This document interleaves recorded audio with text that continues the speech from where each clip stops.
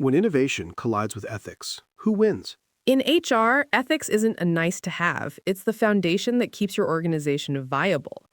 When new technology promises competitive advantage but threatens fairness, the most defensible move isn't to choose sides.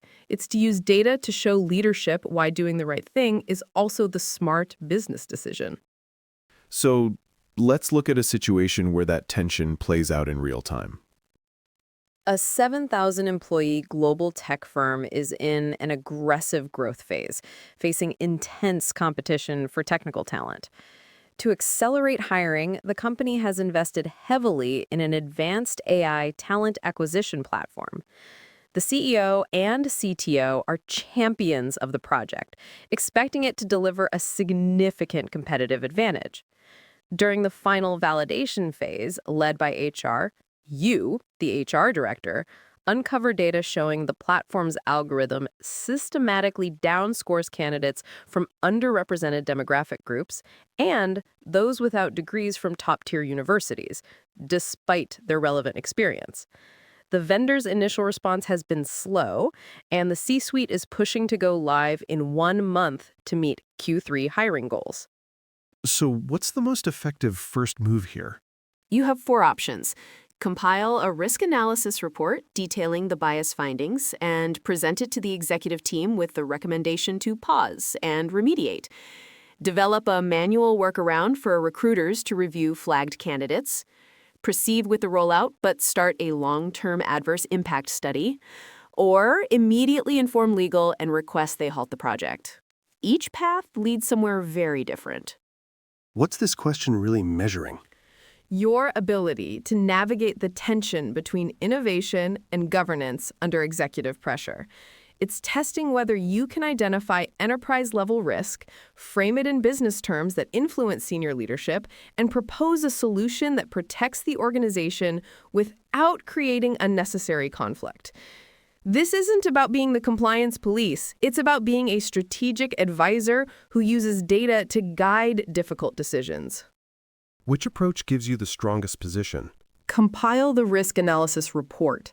This is strategic leadership in action. You're using objective data to build a business case, addressing legal liability and brand damage in terms executives understand. You're not just saying no to their project, you're showing them why pausing protects their investment and proposing a path forward. It demonstrates that ethical decisions and smart business decisions often point in the same direction. How do you cut through all the noise here to see what really matters? The context engine helps you separate the core issue from the operational clutter. The noise is intense. C-suite pressure, aggressive timelines, vendor delays, competitive hiring targets. But the signal is clear. You have validation data showing systematic bias. Your core imperative isn't to hit hiring numbers or please executives. It's to ensure fair, legally compliant hiring practices. Once you see that clearly, the most defensible decision becomes obvious. Why do the other options feel reasonable but ultimately fail the test? Let's pressure test each distractor. The manual workaround falls into the execution trap. It treats symptoms while ignoring the systemic bias. You're essentially saying, we'll use the discriminatory tool but add human oversight, which is neither scalable nor defensible. The rollout plus study option is an adversarial trap. You're knowingly deploying biased technology, creating legal exposure while hoping future data will somehow justify the harm. And immediately escalating to legal is a sequencing error. You're creating friction with the C-suite before giving them the chance to make an informed business decision. Each path avoids the core leadership challenge, using data to influence executive judgment toward the most defensible outcome. How does the strategic governor help us validate this choice? 3 tests confirm this decision holds up. First, it's foundational. You're addressing the algorithm's bias directly, not working around it. Second, it's systemic. This establishes how your organization will evaluate all AI tools going forward, protecting the integrity of your entire talent pipeline. Third, it's defensible. Your recommendation is grounded in objective validation data and neutral compliance standards. A year from now, when the EEOC or board asks how you handled this, you can point to evidence-based decision-making that prioritized fairness and legal compliance over project timelines. That's governance that withstands scrutiny. What does data-driven influence under pressure actually look like? It's transforming conflict into collaboration through evidence. Instead of saying, we can't use this tool, you're saying, here's what the data shows about enterprise risk, and here's how we solve it together. You're not blocking innovation, you're ensuring it's responsible. This approach respects the C-suite's business objectives while fulfilling your duty to protect the organization from legal and reputational harm.